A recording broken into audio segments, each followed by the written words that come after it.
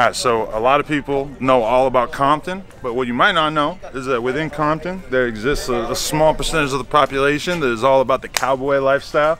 They got the hats, they got the horses, etc. So we got the very exclusive invite from the Compton Cowboys to come out today. Brought AD with me. And basically we're just gonna see how they're living out here. So yeah, let's get on it. And we got a goat.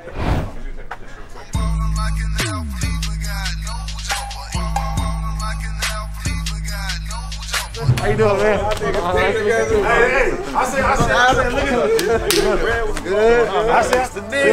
at this guy right here. Big Rams and all that. Oh, shit. Look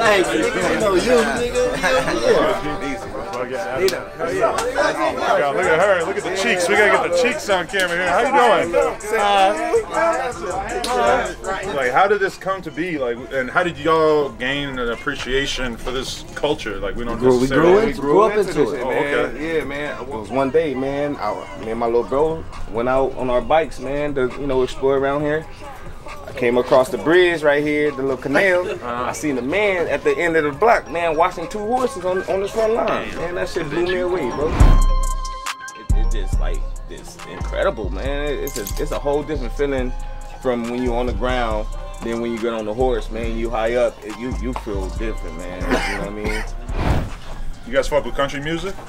What? I don't know. I ain't educated. Randy make country music. Where you at? Hell yeah, he got hot. Hey, you seen this video? Okay, so he has a new music video that just dropped recently. Colorblind.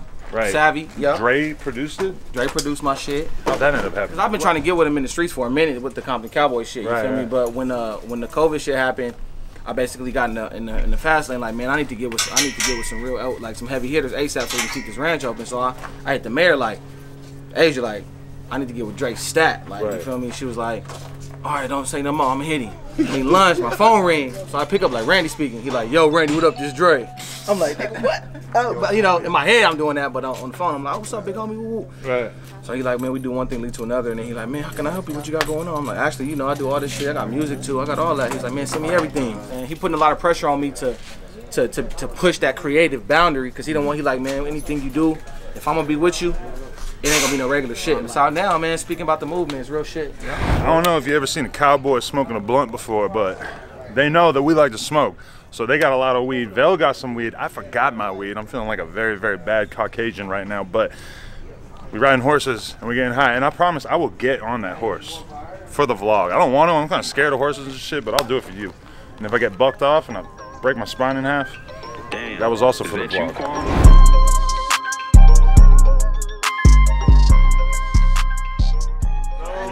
Man, we off the guava leaves, man. Shout out to guava leaves, man. Y'all need to motherfucking sponsor us, man, for sure.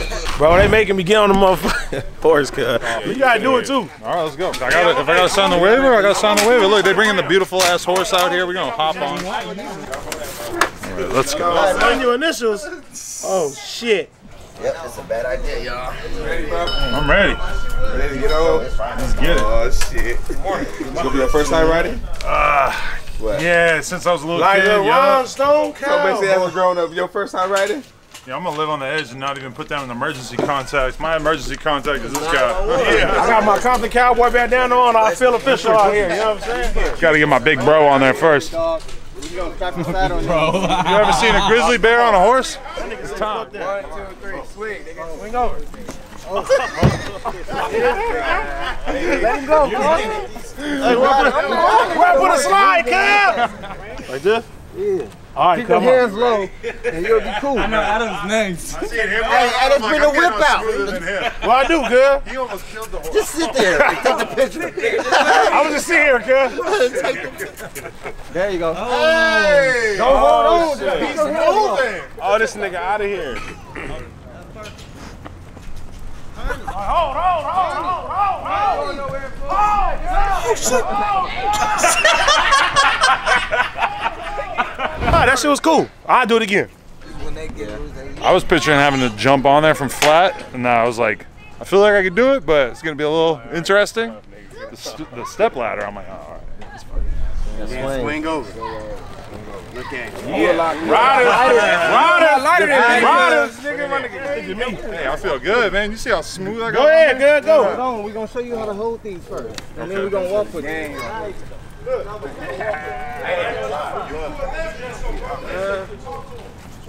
like a friend.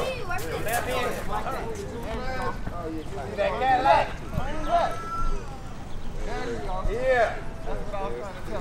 Hey, AD, that got more control to you. What's up, man? Yeah, he doing good. They want to keep saying Adam pretty too big. Too hard, man. Hey, you better than me. Hard, man. I think I found my calling.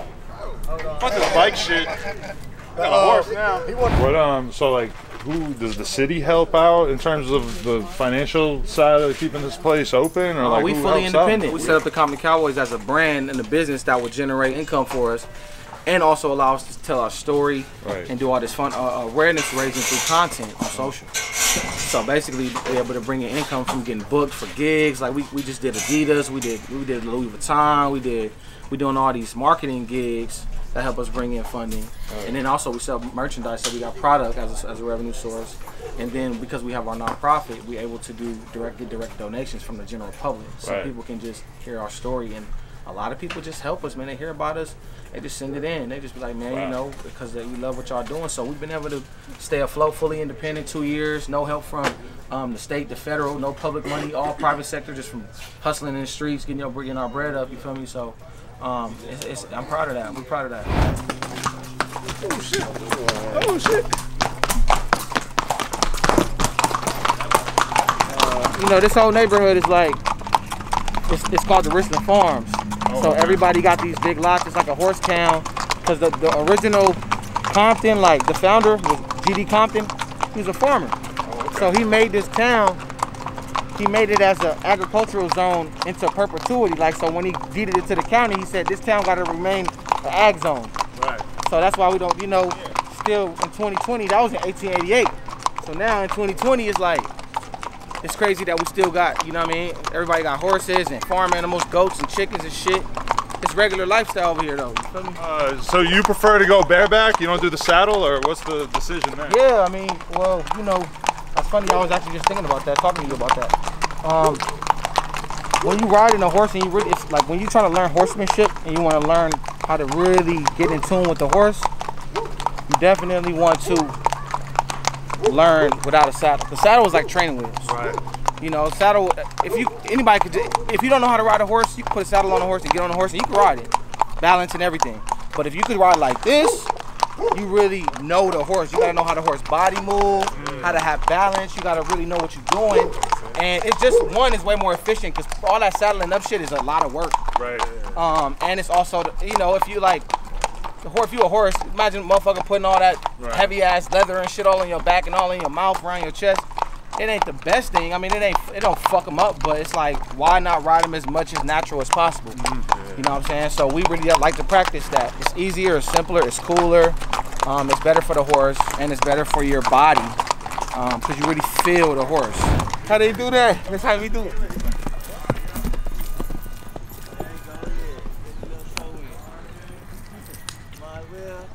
But you doing that bareback. Most people can't do that.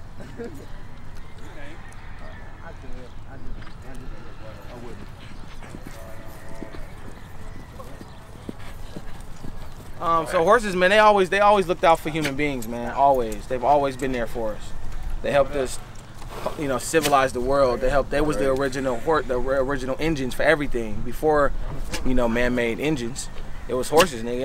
I watched a movie called War Horse, man. It's so crazy to watch. Like the horses used to be pulling them big ass cannons over the fucking mountains for miles, and them motherfuckers just dying, and they throw another one in there, and it's sad to watch it. But I mean, look what they did for us. The horses sacrificed so much. He had with his horse. Our mission in life is to showcase that, the beauty of the horse, the love for the horse that we should have, and also how the horses can change lives, because it changed our life. And the kids is what we're trying to show, like, they need horses. I don't care what nobody says. A kid need a horse, like, especially the kids in the hood. They need a horse. Real. I'd be dead or in jail right now. For real, man. If horse wouldn't save me, I'd be dead or in jail right now, facing life or something. You feel me? I know I'm from the streets, bro. Straight from the gutter. I would rob a nigga instantly. For real. I need some money. I'ma get sick. I'm finna rob you. I know you got some money. But for real, these horses saved me. But every day I be in his backyard. I wake up 5 in the morning. I go to work, clean the stalls, make sure these horses healthy. If anything wrong with them, I call a vet. I'll take care of them after that. But yeah, this is my livelihood right here. It's okay. It's okay. And if these wasn't hood horses, these horses would have been off in the distance with that shit. But you know, we grew up, they just like us, bro, from the hood. They hear all the hood sounds. They don't be tripping. All right, there's a good question. What's the difference between a hood horse and a regular horse that might be in a wealthier area or whatever? Sensitivity. Yeah. Sensitivity. If you, the wealthy people horse, or like I ain't even gonna say wealthy people, just the people that are in the city, they horses don't. You know, you gotta think horses. Their natural sounds that they hear in their regular life is just natural sounds. Nature, birds, wind, water, and shit. They don't hear fucking superchargers and gunshots and screaming and party music and fucking fireworks, people and fireworks, and they don't hear all that shit. So our horses get desensitized to that shit. So people trip out when they see us all. Like we could take these horses in the middle of the main street, traffic going both ways. We in the middle of the street. People trip like, how y'all get your horses like that?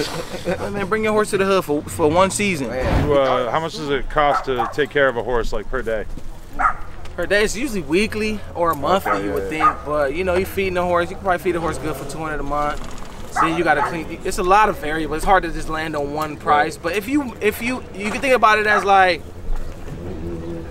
if you renting a spot, like all the shit that come with it, got the bills, the rent, the woo. If you have like $1,500 to $3,000 a month, you could take care of a horse. Pretty healthily. But if you got a stable, now you're talking a whole nother level. You need some corporate money to do that, or unless you gotta be rich. And that's why most people in the hood, or even just black people, that we don't get seen. We don't get seen a lot with horses, because really it's the elites that have horses. Normally. It used to be, but way back in the day, it was the poor and those slaves and the freed slaves had horses. But now it's like rich folk got horses. You don't associate horses with being poor, or being in the economic struggle. But so we found a way through our nonprofit work to do that. You know what I'm saying? So we in the hood regular struggling like everybody else, but we got horses, man. Yeah, people see us and be like, you know what I mean? Oh, Compton Cowboys. Oh yeah. Man, we still live in the ghetto. You feel what I'm saying? We still struggling too. You feel me? But we make it look good. You feel me? We make this shit look real good, but it's still hard in the motherfucker, man. We still gotta look over our shoulder. Still gotta watch our backs and shit. You feel what I'm saying? But we make it happen, and we make it happen for the kids too. You know what I mean? And if it wasn't for the horses, man, like I don't know where the hell I would be right now, or what I would be doing. Like, and that's facts. Damn, that shit changed my life.